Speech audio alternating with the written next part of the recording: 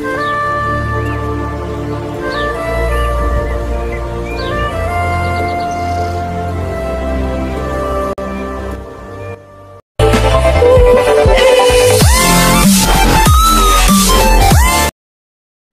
Guys, welcome back to our channel.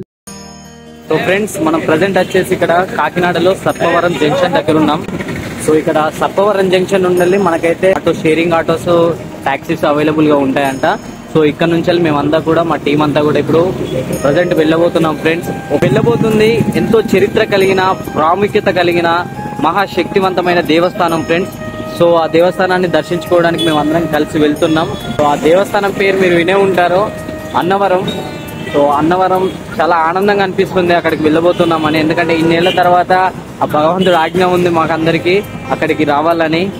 So happy to that.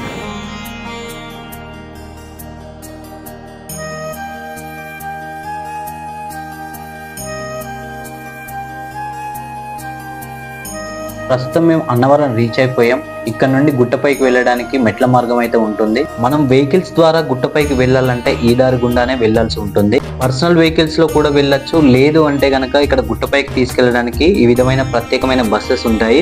Per head 10 rupees ticket అయితే charge చేస్తారండి.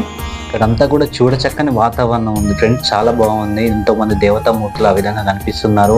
మన గణనాథుడు మన కళ్ళ ముందటే కనిపిస్తున్నారు. అండ్ ఇక్కడ మెయిన్ ఎంట్రన్స్ లో గణనాథుడు ఉండడానికి గల ముఖ్య కారణం కూడా ఉంది.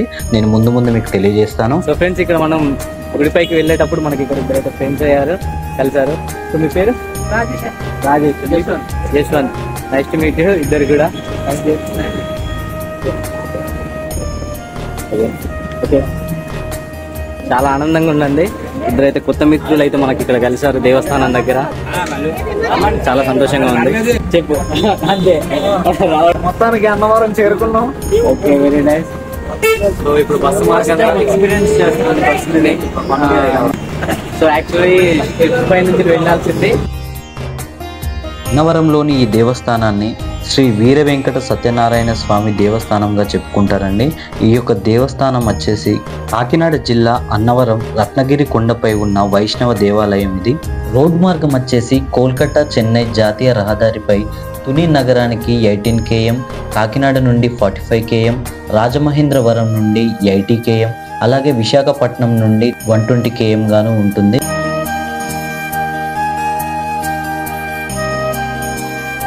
ఈ యొక్క ఆలయ నిర్మాణం వచ్చేసి 1891 ఆగస్టు 6న జరిగింది. అలాగే ఆలయ నిర్వహణ వచ్చేసి 13 మంది సభ్యులతో కూడిన ట్రస్ట్ బోర్డు ద్వారా ఏపీ దేవాలయ శాఖ కింద నిర్వహించబడుతుందండి. సో ఫ్రెండ్స్, దేవస్థానానికి అయితే మనం చేరుకున్నాం. సో ముందుగా చేయవలసిన పని ఏంటంటే చెప్పులు, మా యొక్క లగేజ్ ఏదైతే ఉందో అయితే డిపాజిట్ చేయాల్సి ఉంటుంది. ఫ్రెండ్స్, మీరు ఇదివరకు చాలా దేవాలయాల గోపురం మీద ఈ విధమైన కలశాలను చూసే ఉంటారు. ఇక్కడ ఈ గోపురం పైన మీరు చూడొచ్చు సప్త పంచలోహ కలశాలు.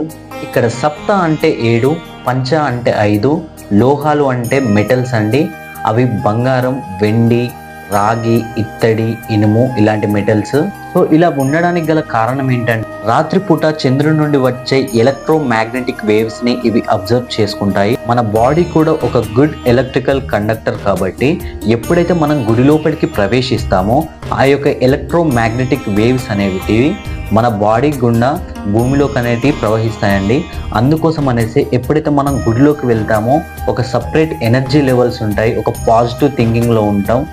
అంతేకాదండి, ఇంకా మనం అబ్జర్వ్ చేస్తే చాలా దేవాలయాలు ఇలా ఎత్తైన ప్రాంతాల్లో లేదా అరణ్య ప్రాంతాల్లో ఉంటాయి. దానికి గల కారణం ఏంటంటే ఎప్పుడైతే పిడుగులు పడతాయో ఆ విద్యుత్ శక్తిని ఆ కలశాలు అబ్జర్వ్ చేసుకొని భూమిలోకి అనేది పంపిస్తాయండి. మరో ముఖ్యమైన విషయం ఏంటంటే ఆ యొక్క కలశాలలోన బీజాలు అనేటివి ఉంటాయండి. బీజం అంటే విత్తనాలు, సీడ్స్. సో అవి ఎందుకంటే ఎప్పుడైతే న్యాచురల్ డిజాస్టర్స్ వస్తాయో మళ్ళీ ఆ యొక్క సీడ్స్ ద్వారా మానవ మనుగడ కొనసాగడానికి ఉపయోగపడతాయని ఆ విధంగా అందులో అమర్చబడి ఉంటాయండి. ఇలా చెప్పుకుంటూ పోతే మన సనాతన ధర్మంలో ఎన్నో గొప్ప గొప్ప విషయాలు ఇమిడి ఉన్నాయండి. ప్రతి దాని వెనుక ఎన్నో నానా రకాల కారణాలు ఉంటాయి, ఏవి కూడా ఊరికే ఉండవు. ఇకపోతే అతి ముఖ్యమైన స్థల పురాణం, ఎంతో అద్భుతమైన ఆసక్తికరమైన చరిత్రను ఈ యొక్క దేవస్థానం కలిగి ఉంది. అదేమిటంటే పర్వత శ్రేణుల్లో ఒకడైన మేరు పర్వతం మరియు ఆయన భార్య మేనక వీరిద్దరు కూడా ఒకానొక నాడు విష్ణుమూర్తి భగవానునికి తపస్సు ఆచరిస్తారు. అప్పుడు భగవంతుడు ప్రత్యక్షమయ్యి వారికి వరం ఇస్తారు. ఆ వరం వల్ల వారికి ఇద్దరు కొడుకులు పుడతారు. వారు ఒకరేమో భద్రుడు, మరొకరేమో రత్నకుడు. పూర్వం ఒకనాడు భద్రుడు విష్ణుమూర్తి భగవంతునికి తపస్సు చేసి వరం పొందుతాడు. ఆ వరం వల్ల శ్రీరామునికి నివాసమైన భద్రాచలం కొండగా మారుతాడు. ఈరోజు మనం పిలుచుకుంటున్న భద్రాచలం కొండ ఈ భద్రుడు అన్నమాట. అలాగే రత్నకుడు కూడా పూర్వం ఒకనాడు విష్ణుమూర్తి భగవంతునికి తపస్సు చేసి వరం పొందుతాడు. ఇక్కడ వీరికి కావాల్సింది ఏంటంటే ఎల్లవేళలా భగవంతుని స్మృశిస్తూ ఉండడం. అందుచేత భగవంతుడు సమయం వచ్చినప్పుడు నీ కొండపైన వెలుస్తాననేసి వరం ఇస్తాడు. అందువల్లనే శ్రీ వీర వెంకట సత్యనారాయణ స్వామి వెలిసిన ఈ కొండనే రత్నగిరి కొండ లేదా రత్నాచలం కొండగా మనం పిలుచుకుంటున్నాం. ఇక ముందుకు పోతే తూర్పుగోదావరి జిల్లాలో పిఠాపురానికి సమీపంలో గోసర గ్రామ ప్రభువు రాజా ఇనుగంటి వెంకటనారాయణ బహదూర్ ఏలుబడిలో అరికెంపూడి దగ్గర అన్నవరం అనే గ్రామం ఉంది. అయితే అక్కడ ఈరంకి ప్రకాశరావు అనే బ్రాహ్మణుడు ఉండేవాడు. ఈయన విష్ణుమూర్తి భగవంతునికి మహాభక్తుడు. అయితే ఈయనకి మరియు ఆ రాజావారికి ఇద్దరికి భగవంతుడు ఏకకాలంలో కలలో కనబడి రాబోవు శ్రావణ శుక్ర మిథియ మగ నక్షత్రం గురువారం నాడు రత్నగిరిపై వెలేచున్నాను, నీవు నన్ను శాస్త్ర నియమానుసారం ప్రతిష్ఠించి సేవించు అని చెప్పి భగవంతుడు మాయమయ్యాడు అనేసి ఇక్కడ స్థల పురాణం చెప్తుంది. మరునాడు ఇద్దరు వాళ్లకు వచ్చిన కలలను చెప్పుకొని కరణామ సంవత్సర శ్రావణ శుక్ర పాడ్యం నాటికే అందరూ హోరాహోరీగా అన్నవరం చేరుకున్నారు. అక్కడ అందరూ కూడా స్వామివారి కోసం వెతకసాగారు. అక్కడ ఒక అంకుడి చెట్టు ఉంది. దానిని కృష్ణ కుటజం అని కూడా అంటారు. ఆ యొక్క కృష్ణ కుటజం కింద పొదలలో స్వామివారి పాదాలపైన సూర్యకిరణాలు పడి ప్రకాశింపసాగాయి. దానిని గమనించిన అక్కడి ప్రజలు వెంటనే ఆ యొక్క పొదలనన్నింటినీ కూడా తొలగించి స్వామివారి విగ్రహాన్ని ఎంతో ఘనంగా ఆనందంతో రత్నగిరి కొండపైకి తీసుకుపోయారు. కాశీ నుండి తెచ్చిన శ్రీమత్రి పాత్రిభూతి మహావైకుంఠ నారాయణ మంత్రాన్ని విష్ణు పంచనాయత పూర్వకంగా సాధారణ శకం 1891 ఆగస్టు 6న శాలివాహక శకం 1813 ప్రతిష్ఠించారు. ఆలయాన్ని సాధారణ శకం 1934లో నిర్మించారు. పంచాయతనం ఉండడం చేత దీనికి ప్రతీకగా ముందు గణపతి, శంకరుల చిహ్నాలు గలవి శూలి శిఖరాలతో ఉన్నాయి. మనం ముందుగా మాట్లాడుకున్నాం కదా ఫ్రెండ్స్, గణనాథుని యొక్క విగ్రహం ఉండడానికి ఈ యొక్క పంచయాతనం ఉండడం చేతని ఇక్కడ 2 చిన్న విమాన గోపురాలు, మధ్యలో ప్రధాన విమాన గోపురం ఉన్నాయి. ఒకే చోట ఇన్ని విధాలైన భిన్న దేవతా చిహ్నాలను చూడడం అపురూపంగా ఉంది. ఇక ఈ ఆలయం యొక్క పునర్నిర్మాణం గురించి మాట్లాడుకుంటే 1970లో ఒక పిడుగు పడడం ద్వారా ఈ ఆలయం యొక్క విమాన గోపురం అనేది పగులుబారింది. అందుచేత రుద్రాక్ష మండపం మీద మరియు ఈ యొక్క వర్షపు నీరు విగ్రహాలపైన పడడం ద్వారా ఈ యొక్క గుడిని అనేది మళ్ళీ పునర్నిర్మాణం చేశారు. అందుకోసం ఆలయ నిర్వాహకులు శ్రీశైలం, విజయవాడ, సింహాచలం మరియు వేములవాడ ఇలాంటి తదితర దేవాలయాలను ఆధారంగా చేసుకొని 1000 టన్నుల గ్రానైట్ని తమిళనాడు నుండి తెప్పించడం జరిగింది. మొదటి అంతస్తులో 900 టన్నుల గ్రానైట్ని ఉపయోగించడం జరిగింది. అలాగే గర్భాలయం మరియు కింద యంత్రమందిరం కూడా విశాలంగా పునరుద్ధరణ చేయడం జరిగింది. మనకు ఈ యొక్క రత్నగిరి కొండపైన ప్రధానంగా కొలువై ఉంది విష్ణుమూర్తి భగవానుడు. శ్రీ వీర వెంకట సత్యనారాయణ స్వామి అనే నామంతో పిలుచుకుంటాము. అలాగే ఇక్కడ అన్నవరంలో శ్రీ సీతారాముల మందిరం, వనదుర్గమ్మ మందిరం, కనకదుర్గమ్మ మందిరం, అలాగే ఆలయ ప్రాంగణం దగ్గరలో రత్నగిరి కొండ కింద మరియు ఈ యొక్క గ్రామదేవత మందిరం కూడా కలదు. పంపా నది ఒడ్డున ఉన్న ఈ యొక్క ఆలయం సముద్ర మట్టానికి 300 అడుగుల ఎత్తులో ఉంటుంది. అలాగే ఈ ఆలయం పైకి మెట్ల మార్గాన రావాలంటే 460 మెట్లకు గాను ఎక్కాల్సి ఉంటుంది. ఈ యొక్క ఆలయ నిర్మాణం వచ్చేసి రథం ఆకారంలో ఉంటుంది. 4 వైపుల 4 చక్రాల లాగా. ముఖ్య మందిరం ఎదురుగా కళ్యాణ మండపం కూడా కలదండి. అలాగే పక్కన వనదుర్గమ్మ ఆలయం, రామాలయం ఉంటాయండి. ఆలయ రూపు అగ్నిపురాణంలో వివరించినట్టుగా చూడచక్కగా ఉంటాయి. ఈ యొక్క ఆలయం 2 అంతస్తులుగా కలిగి ఉంటుంది. మొదటి అంతస్తులో యంత్రం మరియు 2వ అంతస్తులో 4 మీటర్ల ఎత్తు కలిగి ఉన్న స్వామివారి విగ్రహం మనకు దర్శనమిస్తుంది.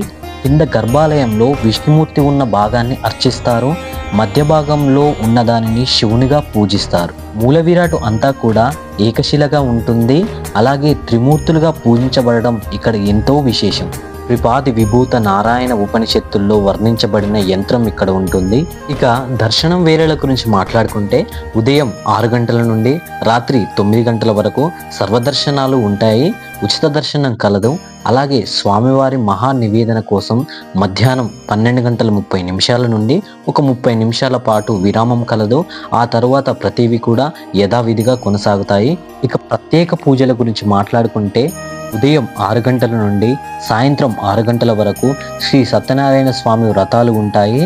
సాధారణ వ్రతం 150 రూపాయలు, స్పెషల్ వ్రతం 300, ధ్వజస్తంభ 700, విశిష్ట వ్రతం 1500 గాను ఉంటుంది. వ్రతాల్లో పాల్గొనేవారు కేవలం కొబ్బరికాయలు, అరటి పండ్లు లోనికి తీసుకెళ్తే సరిపోతుంది.